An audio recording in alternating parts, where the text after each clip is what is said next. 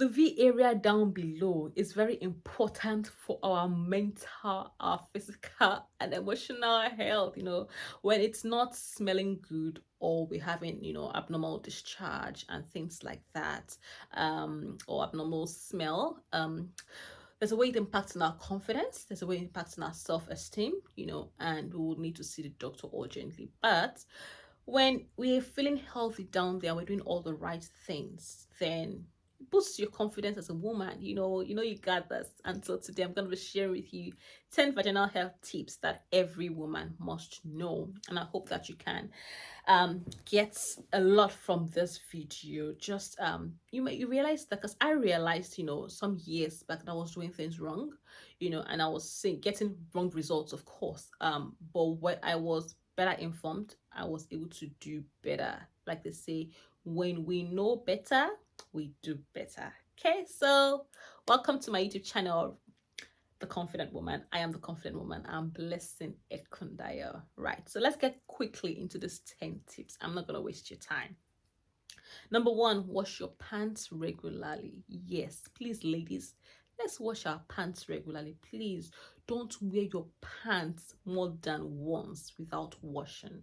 It's important that you wash your pants regularly. You sweat, wash. Because when you don't wash your pants, you wear your pants and then you wear it again, you're just passing bacteria, passing germs, passing all of those things to your vaginal area, and you put yourself at risk of infection. You don't want to do that. So please wash your underwear and dry them, sun dry them. Okay, that's number one. Number two is wear pants with cotton inserts. I know we live in days where there are all sorts of materials, polyester, nylon, all sorts, that they used to make pants these days. But irrespective of what material you're wearing, make sure that the insert, that part that comes in contact with the V area, make sure that it has cotton inserts, just to help minimize the heat, minimize the warmth, minimize the risk of infection, the risk of irritation, and to make it a bit, when the cotton absorbs better heat, so it's much better if you have pants with cotton insets. So when you're going shopping, check for that. It's very important. Number two is avoid wearing pants that are too tight. Wear pants that are your size. Don't wear pants that are undersized, else you realize that they put lots of marks around you. They make you become so it's tight there, it's a lot of heat going down there. It could cause abrasions, around the skin area, irritations, itchiness. Please avoid it. Wear pants that are your size, not undersized pants. Don't buy pants that are too tight. They are not like body hugs or something. No, please let that place breathe. Not too tight pants. So that's number three. Number four, avoid scented soaps or douching. Very important. So I know that we feel like, oh, we need to wash the vaginal area. No, you don't need to wash it. It doesn't need soap. This is shocking. Yes, it doesn't. It doesn't need soap. The vaginal area is self-cleansing. What you can do is just rinse around the area. So that's vulva. The vulva is the area that you can see, under there, the skin around the vaginal area. So the vagina is the opening itself. That's vagina. It's not what you can see down there. What you can see down below is your vulva. Okay, there's a vaginal opening, right? So my point is, you don't need soap. If you have to put soap around that area, then it has to be fragrance free, not unscented soap. Okay, but ideally just water is fine. Okay, and douching means like you like trying to flush inside. You don't need to douche. You don't need to douche. It is not necessary. Let me tell you what happens when you douche or when you try to put soap and all those things. Many of those soaps, they have they are scented, they have irritants in them. Okay, and when you use soap and stuff to try and wash it or use water to douche, it changes the chemical, the state of the state of the vagina. The vagina has a steady pH, pH level, so you don't want it to change, because when it changes, then you put your vagina at risk of infection, all sorts of bacteria and all of those things, microorganisms tend to now grow. You make the place viable for them, so you don't want to do that. So leave it the way it is, the way God created it. God created it in a wonderful way where it cleanses itself. Okay, it doesn't need all this unnecessary soap or perfume or things like that. It's a self-cleansing. Water is absolutely fine, but you don't need to be douching. Okay, don't flush it. Don't pour. Some people say they put baking soda in their vagina. Like, are you kidding me?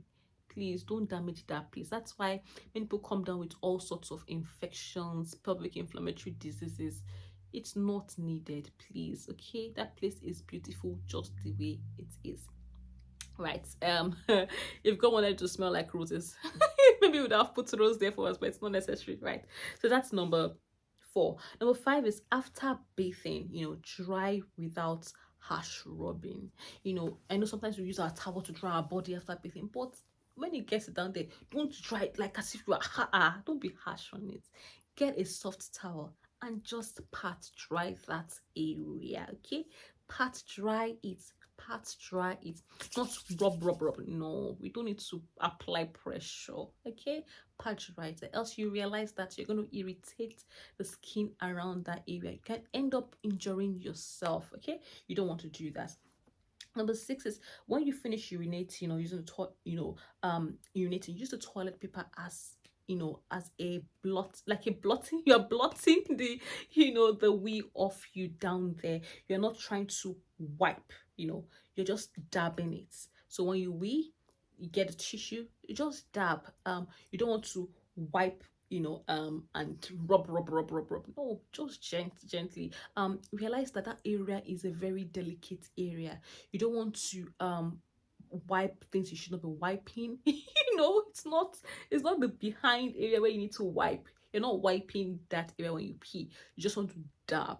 Okay, so you don't transfer or you don't infect yourself. Okay, that's number 6. Number 7 is that after a bowel movement, this is similar but it's different. So after a bowel movement, wipe front to back, not the other way around. Okay, so bowel movement means when you go to the toilet to do number 2. Number 2, right?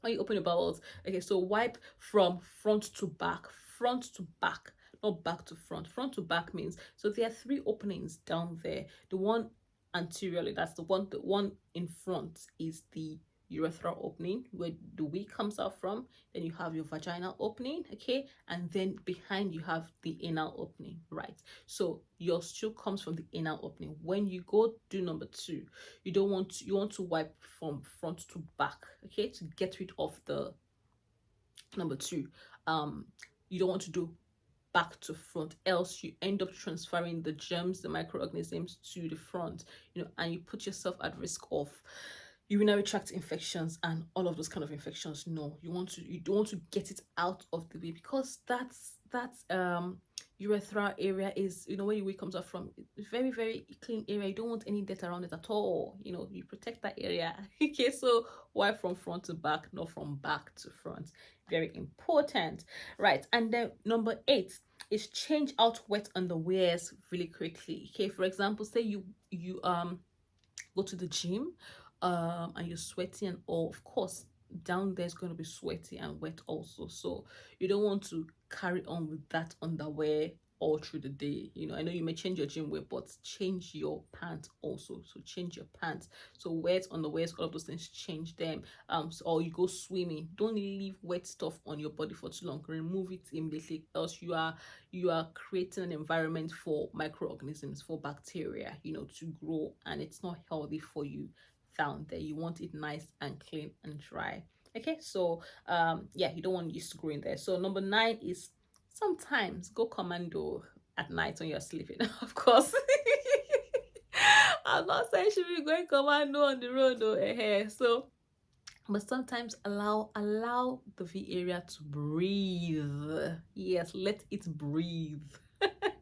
So sometimes just go commando at night, and if you're a married woman, I'm sure your husband will like that. So sometimes let fresh air enter. Every time you're wearing stuff, but let fresh air enter. Of course, you're not your period, let fresh air enter, and just let that place breathe. It's really good. It is good for the health of that area. Okay, yeah. And then the final thing is if you're listening to me, and you notice that your discharge smells bad, or it's colored, it's a lot, um things that are not normal, you're concerned for whatever reason, please, please, please see your doctor. It's part of your vaginal health tip. Please see your doctor. Do not, if you're not sure, see your doctor. Okay.